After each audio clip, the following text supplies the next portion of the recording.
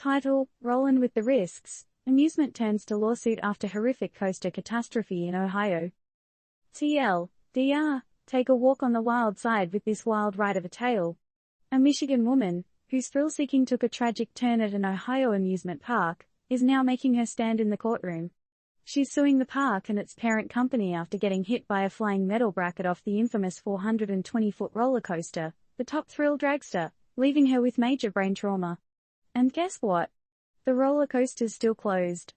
Meanwhile, medical bills are soaring to stratospheric heights and the park's playing coy. Dive into this legal roller coaster, strap yourself in, and keep your arms, legs, and metal brackets inside the vehicle at all times. A Michigan woman, in search of adrenaline-pumping action, found herself in a real-life horror scene at the Cedar Point Amusement Park in Sandusky, Ohio.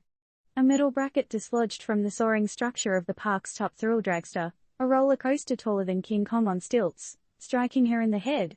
She wasn't even on the ride, she was in line. How's that for a fast pass? The devastating accident left her with traumatic brain injuries.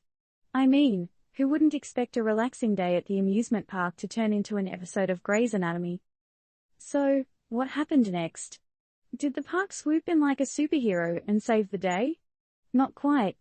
Instead, an investigation carried out by the state found no evidence of illegal action by Cedar Point. They found no reason to believe that the ride was unsafe.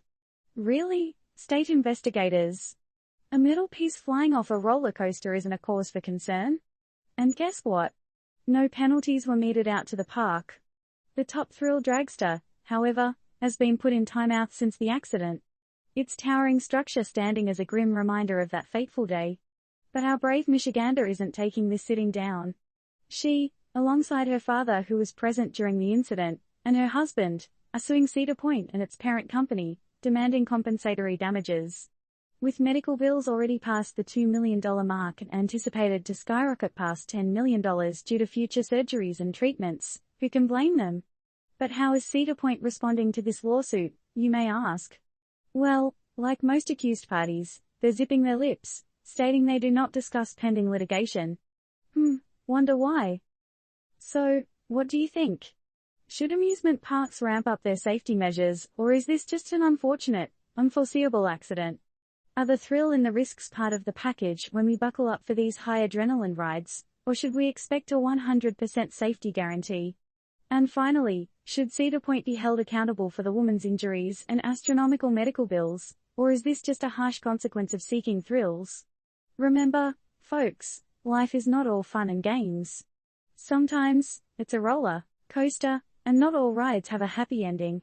So, who do you think should bear the burden in this story? Disclaimer, this article doesn't provide legal or financial advice. It's all about the roller coaster of life, peeps. The details of the lawsuit are still unfolding and the final verdict rests with the court. Enjoy the thrill of the discussion.